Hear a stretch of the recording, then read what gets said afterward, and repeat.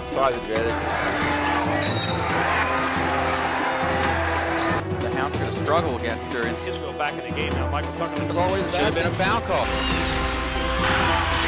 Comes to Morgan, who's wide open. Hey, what's up, Loyola, and welcome to the Six-Man Report. I'm Rob Ferguson, and joining me is my co-host, Brendan Hyland. And Brendan, I am so pleased to announce that the men's team just keeps rolling and rolling along. They went 2-0 this past weekend. They defeated Ryder at home, 63-46, in front of a sellout crowd in Reeds. And Brendan, I know we were there. That game was absolutely crazy. And they also defeated St. Peter's 66-55 at St. Peter's. And just to keep on rolling and keep the streak at 6 in a row now, right, Brendan. But let's talk a little bit about that Ryder game. We were both there. We got a great look at the team. They looked unbelievable. And the defense is the number one thing I want to talk about. They held Ryder to just 12 points in the first half. I don't know if you guys saw, but 12 points in the first half. That's incredible. That's pretty incredible. Everybody was hoping that they'd keep them under 10. They were close, but a couple of foul calls at the end. It didn't work out, but still, 12 points is pretty good also. But, Brendan, why don't you tell us a little bit about the individual efforts out there that made us so successful? Well, Rob, as we said last week, Eric Ethley is such a tough guard for anybody, and he just proved us right against Ryder. He went for 15 points. He had 6 assists. 6 rebounds, and he was very active. Oftentimes, he sometimes gets lost, but he was very active. He stayed in control of the game. And then Dylan Cormier came off the bench, which was kind of a surprise to me, but Coach Patso shook up the lineup a little bit, and Cormier played strong off the bench, giving the Hounds 12 points. Then Bobby Olson, he stepped up, 14 points. Shane Walker had another big day on the glass with 12 rebounds. The Hounds played real well, and they killed Ryder on the glass.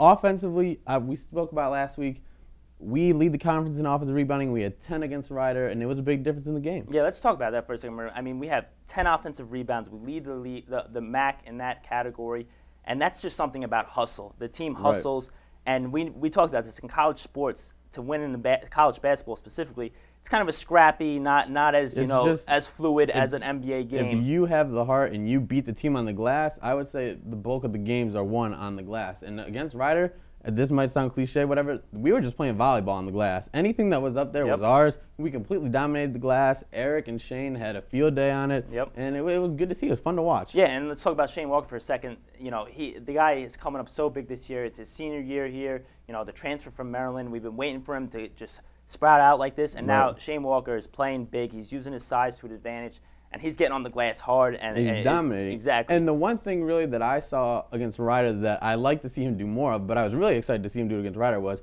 altering shots at the rim without fouling. Right. And it's not necessarily he's blocking shots into the first row, but he's just altering shots, making people think twice about going in the lane. And it's nice to have an inside presence, especially when you're one of those perimeter defenders like Cormier, like R.J. Williams, who likes to get up in people's faces. If you get beat off the dribble, you got a big guy inside. Exactly. And I mean, Shane's listed at 6'10", but who knows what that wingspan is with those arms. He's got some long arms. Shane, just keep playing the way you are on the defensive side and on the boards, and I think that will keep being successful. Absolutely. And let's just talk about the St. Peter's game for a second. Bobby Olson remained hot with 19 points, Brendan. What do you think about that? Like I said last week, when he shoots the ball well, this team is that much better because he's the one guy, in my opinion, consistently from the outside that gives them a good threat night in and night out. Yeah, and Eric Etherly once again came up with 15 points and 9 rebounds.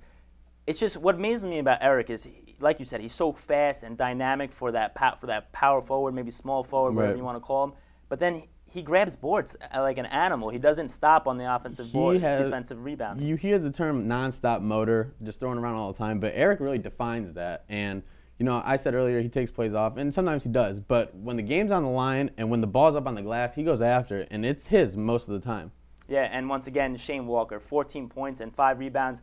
And Shane, for him to add on the offensive side of the ball too, it's been such a tremendous effort on both sides of the ball for him. And for him to add 14 points a game like that, that really helps the Hounds in their scoring, and it really makes an impact on the game overall. Right. But Brendan, we had 6 in a row now. We're playing great, but we have the really big game coming up tomorrow night. Friday night, we have Iona.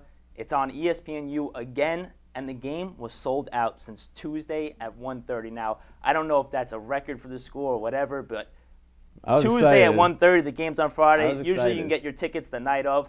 Folks, that game is sold out. But let's talk about this game now. They're tied for first in the conference. They're 11-2.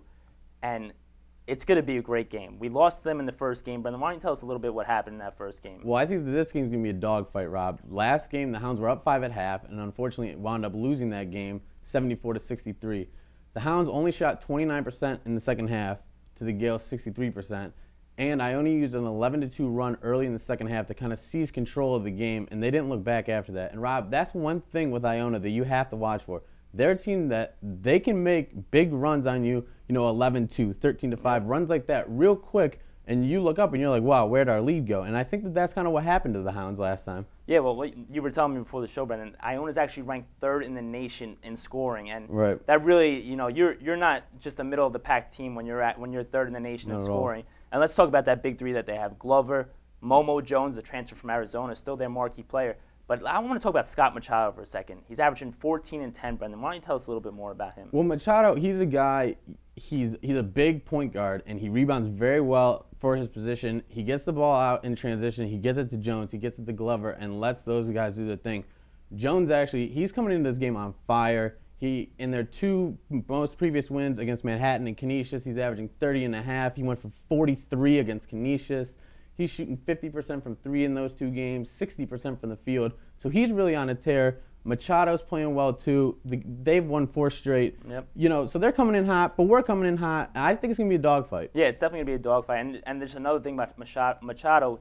Guy's averaging 10 assists. To do that in college is very difficult. There's not many guys that do that. Right. So we know he's a team player. He knows how to spread the floor with his team, and he's very effective at it. But this game is going to be tomorrow night at 7 o'clock in Reeds. Like I said, it's sold out. It's on ESPNU, and it's going to be a great game, guys. We really love for you to get out there. I mean, try and scalp some tickets if you can, because that's probably going to be the only way you're getting in. But do something. Yeah, find a way to get in. That game is going to be great. But like we said, it's on ESPNU, so if you're not going to be able to make it, catch it on TV, and hopefully the Hounds take this one home. But guys, we talk about the men's team a lot, but let's give some shout out to the women's team here. They've actually just won 3 in a row, Brendan. They've won 3 in a row. They're 6-6 in the conference. And freshman Kara Marshall, Rob, she was just named Rookie of the Week in the MAC. She had 28 points in their most recent game, was averaging 21.5 last week. She's kind of been on a tear. I think that's the 2nd time this year she's been named MAC Rookie of the Week. And, she's playing well. She's propelling her team. And it's nice to see from a young freshman. Yeah, and especially, even if the women don't do it per se this year, to know you're getting that from a freshman, she's going to be here for 3 more years. That's very promising for the women's team. And they are actually, before the men's game tomorrow night, Friday night, they will be playing at 4 o'clock in Reeds. So if you got your ticket, it was a doubleheader ticket. Try and get out for both games and support the women's team as well. But, Brendan, also in related sports for the Division I school here, we have our swimming team. And the MAC men's swimming team has been killing it the past 3 years. Why don't you tell us a little bit about that? Well, the MAC championships in swimming and diving are this upcoming week on Wednesday, Thursday, and Friday. Now, Loyola's men's team, they won 3 straight MAC championships. They're going for their 4th this year. This was after they had 7 straight years of finishing 3rd. Now, I don't know about you, Rob, but I call that dominance. Yep. And I hope that it continues this week, and I think it will. Yeah, I think that they don't get their recognition, but right. You're going to get it right now. To win MAC championships is not an easy thing to do. No, and to do, going for 4 in a row. I know the golf team has a good streak going as well. Just keep it up. Everything you guys do, we appreciate it, and we're glad we could give you guys the recognition that you deserve. Mm-hmm. But that's going to wrap it up for the 6-man report this week. Good luck to the Hounds, women's and ladies, men's and women's this Friday, tomorrow night in Iona. That's going to be a huge game for both the men's and women's team. And guys, we really hope you can pull it out, and we're going to be pulling for you. Brendan, any last word? Go Hounds. Go Hounds. That's all I got. We'll see you next week, Loyola.